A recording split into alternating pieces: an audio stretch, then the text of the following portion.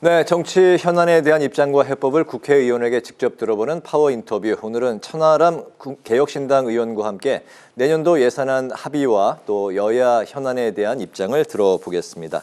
의원님 반갑습니다. 안녕하세요. 어서 오십시오. 네, 안녕하십니까. 네, 여야가 728조 원 규모의 내년도 예산안 처리에 극적으로 합의를 했습니다. 5년 만에 법정 처리 시한을 넘기지 않고 오늘 밤에 이제 처리할 예정인데요. 그동안 이제 쟁점이었던 지역사랑 상품권 발행 그리고 이제 정부 주요 국정과제 예산은 깎지 않기로 했고 네. 대신에 AI 지원과 정책 펀드 등은 일부 이제 삭감에 합의를 했습니다. 이번 예산안 합의 어떻게 평가하십니까? 야당들 입장에서는 그렇게 만족스러운 결과는 아닙니다. 네. 아무래도 더불어민주당이 거대 여당이라는 것 때문에 한 수 접고 들어간 협상이다라고 보셔야 될 것 같고요. 네. 말씀하신 것처럼 이제 지역사랑 상품권 같은 경우에 전혀 삭감을 하지 못했습니다. 그리고 내로남불 논란이 불거졌던 대통령실 특활비 같은 경우에도 전혀 감액을 받아들이지 않았거든요. 사실 이 부분은 우리가 문제를 짚고 넘어가야 되는 게 기존의 이재명 대표 시절에 더불어민주당에서는 대통령실뿐만 아니라 검찰 특활비까지도 마구잡이로 삭감하는 그런 행태들을 보였었는데 네. 정작 이제 정권이 바뀌고 입장이 바뀌니까 본인들이 쓸 특활비는 전혀 못 갚겠다 이런 내로남불 태도를 보였단 말입니다. 그래서 이런 부분에 대해서 조금 최소한의 어떤 삭감이 필요한 거 아니냐라는 주장을 했었는데 민주당에서 이제 쉽게 얘기하면 이재명 정부의 관심 사안은 절대 삭감할 수 없다라고 이제 나왔기 때문에 지역사랑 상품권 특활비 전혀 감액이 안 됐고요. 네. 다만 이제 야당 입장에서는 보통 우리가 이제 대통령 관심 예산이 있으면 야당이 원하는 지역구 예산 같은 것들도 이제 붙여가지고 좀 증액해서 통과시키는 경우들이 많이 있는데 예. 이번에는 워낙 이제 슈퍼 예산 이 자체가 700조를 돌파하는 예산이다 보니까 이 재정 건전성 우려들이 있었는데 약간씩 삭감해서 이제 이런저런 거 덧붙이고 총액을 늘리지 않았다라는 점에서 네. 체면치레라고 하기도 약하고요. 야당 입장에서 나름의 최소한의 명분은 가져왔다 이렇게 평가할 수 있겠습니다. 알겠습니다. 네, 그리고 지난 1년 전 계엄 해제 반대 의혹을 받고 있는 추경호 전 원내대표 구속 여부가 오늘 밤사이에 나올 텐데요. 이 내란 특검이 현직 의원에게 구속영장을 청구한 건 또 이번이 처음인데 지금 여야는 각각 기대하는 바, 예상하는 바가 다릅니다. 네. 이 결과가 여야에 가져올 뭔가 후폭풍 어떻게 좀 예상을 하십니까? 특검이 현역 의원 구속영장 청구한 게 처음이군요. 그러다 보니까 민주당에서도 계속 종합 특검하자, 2차 특검하자 이런 얘기 나오는 걸지도 모르겠습니다. 생각보다 야당에게 괴멸적 피해를 특검이 주지는 못하고 있다라는 게 좀 느껴지긴 하네요. 근데 이게 참 슬픈 얘기인데 어떤 결과가 나오든 한국 정치 더 안 좋아질 겁니다. 시나리오별로 보면 네. 만약에 이제 구속영장이 나온다라고 하게 되면 민주당은 계속해서 위헌정당 해산 드라이브까지 더 강하게 이제 밀고 나가겠죠. 이게 국민의힘이 조직적으로 내란에 가담했다라고 하게 될 텐데 그렇게 되면 어떻게 되냐면 국민의힘 안에서 비상계엄 문제에 대해서 사죄하자, 윤석열 정부와 단절하자라고 하는 쪽이 오히려 힘을 잃을 겁니다. 네. 왜냐하면 민주당이 세게 치고 나오면 국민의힘도 더 오히려 공세적으로 이렇게 나올 수밖에 없기 때문에 우리가 뭐가 잘못했냐 이거 야당 탄압이다 이제는 비상계엄에 대해서 사과 이런 얘기 하지 마라 이렇게 강대강 대치가 나올 거니까 국민들 네. 보시기에는 진짜 기가 차실 노릇으로 갈 것 같고요. 네. 반대로 이제 추경호 원내대표에 대한 구속영장이 기각이 된다, 구속이 안 된다 그러면 국민의힘 또 기고만장할 겁니다. 이것 봐라, 내란몰이 잘못되지 않았냐, 우리가 뭘 잘못했냐라는 게 나올 거고 그것도 그것대로 꼴 보기 싫겠지만 민주당은 또 판사 탓하고 이러니까 우리 내란 특별재판부가 필요한 거 아니냐, 영장 담당하는 판사들부터 갈아치워야 된다, 사법개혁 필요하다 해서 법원을 더 흔들어댈 겁니다. 네. 그거는 그것대로 우리 정치와 민주주의에 굉장히 안 좋은 형태가 될 거기 때문에 그러니까 제가 이게 그래서 어떤 결과가 되든 더 한국 정치가 당분간 최악으로 갈 거고 네. 지금 물가 신경 쓰고 환율 신경 쓰고 민생 경제 신경 써야 되는 정치권인데 당분간 그런 것들이 더 경색될 것 같아서 크게 걱정이에요. 개혁신당이나 의원님 입장은 좀 어떻습니까? 이게 사실 이 법원이 판단하는 거니까 저희가 어떻게 돼야 된다 이렇게 네. 이야기하기는 어려울 것 같습니다. 네. 다만 제가 이제 체포동의안을 표결할 때 거기에 붙어 있는 특검이 쓴 이제 영장 신청서를 60페이지 정도 되는 걸 쭉 꼼꼼히 봤거든요. 만약에 특검이 비장의 카드, 스모킹 건 같은 것들을 오늘 영장실질심사에서 꺼내놓지 않았다면 네. 네. 그냥 제가 봤을 때는 구속이 쉽지는 않아 보였어요. 너무 그냥 딱 떨어지는 증거 없이 이런저런 정치적 주장들이 특검의 신청서에 가득해서 네. 야, 이것만 가지고 법원이 구속할 수 있을까? 뭐 그렇게 보긴 했습니다. 그래도 뭐 특검이 새로운 증거를 내놨을 수도 있으니까 조금 더 지켜봐야죠. 네, 결과가 어찌됐든 여야가 상대방 자신에게 이제 불리한 그런 결과가 나오더라도 뜻을 굽히지 않고 오히려 더 강대강 대치로 이어질 수 있다. 이게 이제 국민들한테는 굉장히 우려스러운 그런 그래서 상황이네요. 저는 결과가 어떻게 나올지는 건 법원이 할 일이고 정치권이 할 일은 어떤 결과가 나오든 그걸 받아들여야 되는 거죠. 그리고 국민의힘 입장에서도 만약에 구속영장이 기각되더라도 정치적으로 잘못한 게 없어지는 게 아니에요. 네. 오히려 겸허하게 국민한테 사과해야 되고 민주당도 원하지 않는 결과가 나오더라도 법원 결정을 존중해야 되는데 뭐 그게 개혁신당의 입장인데 왠지 양쪽 다 저희 말과 다르게 더 최악으로 달려갈 것 같아서 걱정입니다. 자, 내일이 이제 계엄 1주년이 됩니다. 국민의힘 안에서 계엄 사과 여부를 두고 여러 가지 이제 입장 차이가 불거져 나오고 있는데 일부는 대국민 사과와 윤 전 대통령과의 확실한 절연을 요구하고 있고 반면에 여러 차례 이미 사과를 했으니까 더 이상의 사과는 필요 없다 이런 주장이 뭐 지도부 포함해서 나오고 있는 이야기인 것 같습니다. 내일 국민의힘 지도부의 성명 좀 어떤 선택을 할까요?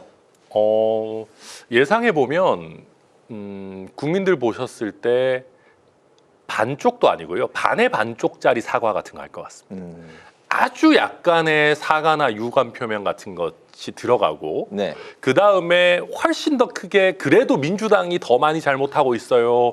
뭐 민주당이 요즘 민주주의 더 파괴하고 있고 삼권분리 파괴하고 있어요라는 게 훨씬 더 큰 10% 정도의 사과와 90%의 민주당 비난이 섞여 있는 멘트 정도가 나오지 않을까 예상하고요. 예. 그건 제대로 된 사과가 아니에요. 민주당 욕은 365일 내내 다른 날 할 수 있습니다. 내일 하루 정도는 국민의힘 지도부가 제대로 비상계엄을 막지 못한 것에 대해서 사죄하고 비상계엄을 단순히 막지 못한 것뿐만 아니라 헌법재판소 앞에 가서 윤석열 전 대통령 비호하고 그 이후에도 계속해서 윤어게인 세력들과 단절하지 못하고 있는 것 겸허하게 사죄해야 됩니다. 근데 그런 메시지를 제대로 내놓을 것 같지 않고요. 뭐 사과 여러 번 했으니까 왜 또 하냐? 아니 아무리 그래도 12월 3일 1주년인데 사과 여러 번 했으면 한 번 더 하는 게 뭐가 문제입니까? 더 제대로 진솔하게 사과해야 되는 거고요. 그리고 이게 우리가 사과를 계속 하라고 하는 게 계속 얘기하지만 장동혁 대표 본인 자체도 윤어게인 세력을 등에 업고 대표가 됐고 당대표가 되고 난 이후에도 윤석열 전 대통령 면회 가고 이렇게 아직 단절이 제대로 안 되고 있으니까 다시 한번 명확하게 사과하고 내일을 계기로 더 명확하게 단절하라라는 게 국민들의 주문인 거잖아요.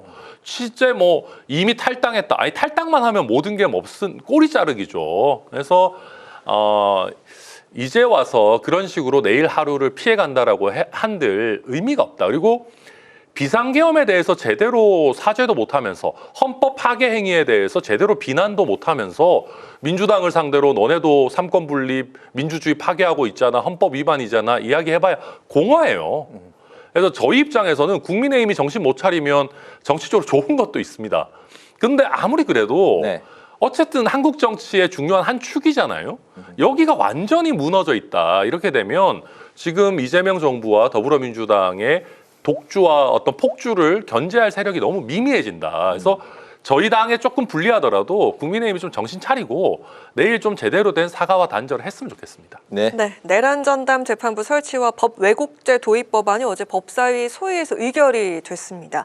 이 법안에 따르자면 이제 윤 대통령이 구속 기간이 6개월 연장이 되는 거고요. 최소 2심부터는 내란 전담 재판부에서 재판을 받게 되는데 국민의힘은 이게 위헌이다 이렇게 반발을 했습니다. 이 사안에 대해서 개혁신당 입장 어떻습니까? 네, 저희 당 입장을 뭐 아직 당론을 정한 건 아니지만 제가 아는 개혁신당이라면 이건 당연히 반대할 것 같습니다. 이거 진짜 위헌성이 많이 있습니다. 네. 그러니까 윤석열 대통령 잘못한 거 맞아요. 저는 이대로 그냥 절차 진행해도 1월 정도에 1심 선고한다는데 전 무기징역 이상 나올 거라고 생각합니다. 문제 없어요. 그리고 구속 기간이 지금 당장 뭐 촉박한 거나 구속 기간 전에 뭐 선고가 어려운 것도 아니고요. 그런데 문제는 우리 헌법이 뭐냐 하면 아무리 나쁜 짓을 한 흉악범이라도 재판을 이미 하고 있는데 규칙을 막 바꿔가지고 구속 기간을 막 이 사람에 대해서는 더 늘릴게요. 아니면 이 사람에 대해서는 재판부를 여기서 하고 있는 거를 절로 옮겨가지고 재판할게요. 이런 거는 하면 안 돼요. 이거는 기존 룰에 반하는 거고 자칫 잘못하면은 정치 재판, 여론 재판, 뭐 인민 재판으로 가는 거거든요. 이거 헌법상 당연히 하면 안 됩니다. 네. 그런 건데 지금 민주당이 너무 오히려 호들갑 떨고 있고요. 이렇게 되면 오히려 윤석열 전 대통령한테 빌미를 줍니다. 왜냐하면 재판부 옮기고 그 기간을 억지로 막 법을 바꿔가지고 늘리고 이러면 헌법재판소로 사건을 가지고 갈 수 있어요. 이렇게 되면 오히려 사건 지연되고 재판부 옮긴 게 위헌이다 이러면 또 재판 다시 해야 되거든요. 이렇게 되면 오히려 윤석열 대통령이 정말로 풀려나올 수 있는 가능성을 민주당 스스로 높이는 거예요. 옛날에도 우리 보면 헌법재판소 믿고 맡기면 됩니다. 저희 개혁신당은 항상 그랬어요. 8대 0으로 탄핵 나올 거다. 호들갑 떨지 마라. 근데 민주당은 계속 호들갑 떨면서 뭐 쓸데없는 다른 뭐 검사 탄핵이니 뭐니 막 끼워 넣으면서 문영배 소장이 나와가지고 끝나고 그랬잖아요. 다른 쓸데없는 탄핵 사건 끼워 넣는 것 때문에 오히려 재판 지연됐다. 저는 지금 민주당에서 개딸이라고 소위 말하는 강성 지지층한테 좀 사랑받으려고 윤석열 대통령 도와주는 일 하고 있다. 예나 지금이나 민주당이 윤석열의 어떤 특급 치어리더다. 저는 그렇게 봅니다. 내란 전담 재판부가 설치가 안 돼도 무기징역 이상의 형이 윤 전 대통령에게 내려질 거다 확신하신다는 저는 말씀이군요. 확신합니다. 아니 이미 헌법재판소에서 다 판단했잖아요. 알겠습니다. 네, 저는 뭐 이거 가지고 법원의 체계를 흔드는 게 오히려 더 위험하다 봅니다. 네. 의원님께서 이제 소속이 돼 있는 기재위 현안도 좀 살펴보겠는데요. 민주당이 한미 관세 협상 이제 후속 조치로 발의한 대미 투자 특별법. 여야 간에 이제 공방이 좀 이어지고 있어요. 국민의힘이 이제 이 법안이 결함을 갖고 있다. 네. 그러면서 국회 비준 동의 절차를 밟아라 이런 입장인데 이 법안 추진에 대해서는 어떤 생각을 갖고 계십니까? 원칙적으로 보면 헌법상 비준을 하는 게 맞긴 맞습니다. 우리 헌법에도 보면 국민의 권리에 뭐 많은 영향을 미치거나 예. 국가에 큰 부담을 지우거나 이런 것들은 뭐 당연히 비준을 하도록 되어 있고 이번 뭐 관세 협상만큼 국가적으로 큰 부담을 진 게 뭐가 많이 있겠습니까? 이 정도는 엄청난 규모죠. 네. 우리가 3,500억 달러라고 하니까 별로 감이 안 와서 그렇지 이게 500조가 넘는 돈이거든요. 그러니까 엄청난 거니까 원칙은 비준 동의를 하도록 하는 게 맞는데 저도 처음에는 그렇게 생각했는데 이게 상대 국가가 있는 일이고 미국에서는 비준 절차 안 거치겠다라고 하고 또 비준 절차를 안 거치기 위해서 눈 가리고 아웅이지만 MOU에다가 이건 법적 구속력 없는 합의다라고 넣어놨어요. 네. 그렇다 보니까 뭐 전체 내용을 심의하거나 비준하지 못하는 건 좀 안타깝긴 하지만 이걸 미국도 비준을 안 거치는 상황 속에서 우리만 할 수 있나라고 하는 민주당 입장도 저는 일정 부분은 타당하다. 그래서 약간 뭐 네. 조금 뭐 편법이지만 특별법 형태로 하는 것을 뭐 너무 비난하기도 좀 쉽지 않지 않나 뭐 그렇게 생각합니다. 예. 네, 그리고 오늘 이재명 대통령이 쿠팡의 개인정보 유출 사건에 대해서 엄중한 책임을 물어야 한다 이렇게 질타를 했습니다. 개인정보 관리를 소홀히 한 기업에게는 과징금을 강화하고 징벌적 손해배상제도를 현실화하라 이렇게 주문을 했는데 이번 쿠팡 사태 어떻게 보셨는지 궁금하고요. 또 어떤 후속 대책이 마련돼야 할까요? 네, 오늘 과방위에서 이제 쿠팡 관련해서 이제 질의를 하는 걸 저도 봤는데 이준석 저희 대표가 과방위 소속이니까 물어봤는데 생각보다 되게 심각하더라고요. 네. 쿠팡 정도 되면 저희는 왠지 좀 굉장히 개인정보 관리도 좀 잘 돼 있을 것 같고 네. 나름대로 뭐 10조 원 이상의 뭐 매출이 나오는 초거대 기업이니까 네. 체계적으로 관리되고 있을 것 같은데 뭐 무슨 아이디 생성이나 이 키 생성이나 이런 것들이 굉장히 예측 가능하고 자기에게 조금만 권한이 있는 사람이었으면 거기에 굉장히 쉽게 접근할 수 있고 심지어는 퇴사하고 나서도 그 권한이 제대로 박탈되지 않고 그러니까 3천만 건이 넘는 정보들을 다 일일이 들어가서 가지고 나올 수 있었다는 거잖아요. 이게 구매한 내역이나 심지어는 공동현관 비밀번호까지 지금 유출했다는 게 추가적으로 해서 네. 지금 확인이 되고 있는데 이건 굉장히 심각한 일이죠. 그래서 이재명 대통령 말씀하신 것처럼 이건 엄단해야 되는 일인 게 맞고요. 그런데 우리가 중대재해처벌법에 의해서도 보듯이 사후적인 처벌만 한다고 해서 이게 되는 일은 아닙니다. 뭐 징벌적 손해배상이나 이런 걸 한다고 해서 다 막아지는 건 아니고 오늘 안철수 의원도 잘 지적을 했던데 기업들이 보안에 대해서 선제적으로 미리 비용을 좀 쓰고 또 관련 전문가를 양성하고 할 수 있도록 좀 지원책들도 나와줘야 되는 거거든요. 네. 예를 들면 이런 IT 보안에 대해서 비용을 쓰면 일정 부분 세금 감면을 좀 해준다든지 국가적으로도 관련 인력들을 최대한 잘 만들어서 기업들이 좀 잘 쓸 수 있게 한다든지 네. 이런 부분들 선제적인 대응들도 저는 같이 병행이 돼야 되지 않을까 생각합니다. 알겠습니다.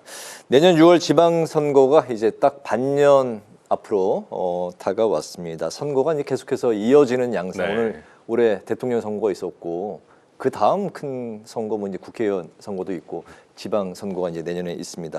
개혁신당 이준석 대표는 국민의힘과의 연대 가능성에는 계속해서 일관되게 좀 선을 긋는 모습인데 이 지점도 한번 여쭤보고 싶고 네. 또 제3정당으로서 현재 개혁신당은 어떤 지역에 가능성을 두고 있고 또 어떤 후보들을 현재 좀 영입 대상으로 두고 있는지 이번 지방선거 목표 또 전략 마지막으로 좀 들어볼까요? 네. 우선 저희 개혁신당이 창당한 지 그리 오래되지는 않았는데요. 지방선거까지 하게 되면 한 사이클 다 돕니다. 이제 그렇게 되나요? 네, 저희가 총선을 창당 직후에 치렀고 네. 예정에 없던 대선을 또 앞당겨서 치렀고요. 이 두 가지 선거를 치를 때마다 정말 많은 분들이 너네 완주 못할 거다. 결국 단일화 할 거다라는 네네. 예측도 많이 하셨고 실제 단일화 압박들도 뭐 적지 않았습니다. 그랬죠. 그래서 저희가 그걸 이겨내고 총선에서는 또 위성정당 같은 꼼수 없이 저희가 정론으로 돌파한 유일한 정당이거든요. 네. 또 대선도 끝까지 돌파했었기 때문에 저희 그런 각오로 이번 지방선거도 무슨 뭐 연대니 뭐니 이런 거 없이 저희 독자적으로 잘 돌파해보고 싶다 생각하고요. 또 한 가지는 저희가 아무래도 조금 세대 기반 정당의 성격이 있습니다. 20대, 30대 네. 다른 세대 물론 확장해야 되지만 그래서 대학가나 신도시 이런 지역들 위주로 저희가 전략 지역을 좀 많이 선정해 놨고 또 아무래도 좀 다인 선거구 기초의원들 같은 경우는 다인 선거구인 지역들이 많으니까 네. 그런 쪽들 위주로 좀 젊고 참신한 정치 신인들을 많이 선보여서 개혁신당의 좀 미진한 지역 조직들을 이번 기회에 좀 탄탄하게 하고 싶다 이렇게 생각하고 있고요. 그런 말씀하신- 지역들이 어떤 지역인가요? 예를 저희가 들면? 이제 대선 총선 때 좀 잘 나온 지역들인데요. 보통 대학가들이 좀 많습니다. 그리고 그게 아니면 뭐 동탄이나 광교나 뭐 이런 신도시? 어떤 신도시들, 그다음에 이제 꼭 신도시가 아니더라도 광역시 안에서도 좀 젊은 세대 비율이 높은 지역들 저희가 좀 집어놓은 데들이 있어서 네. 그런 데들 위주로 좀 집중하지 않을까 싶습니다. 네, 알겠습니다. 그 구체적인 전략이나 이런 건 아직 6개월 남아 있으니까. 저희 뭐 전략이 할 얘기는 많은데, 목표와, 네, 또 한번 불러주시면 구체적으로 또 말씀드리도록 그렇게 하겠습니다. 알겠습니다. 이거 네. 지음에서 한번 또 나와 주셔서 그때는 더 구체적인 전략 목표도 말씀해 주시면 좋겠습니다. 네. 오늘 파워 인터뷰 이제 마칠 시간이 됐습니다. 오늘은 개혁신당의 천하람 의원을 모시고 여러 가지 말씀을 들어봤습니다. 오늘 말씀 잘 들었습니다. 잘 들었습니다. 고맙습니다. 감사합니다.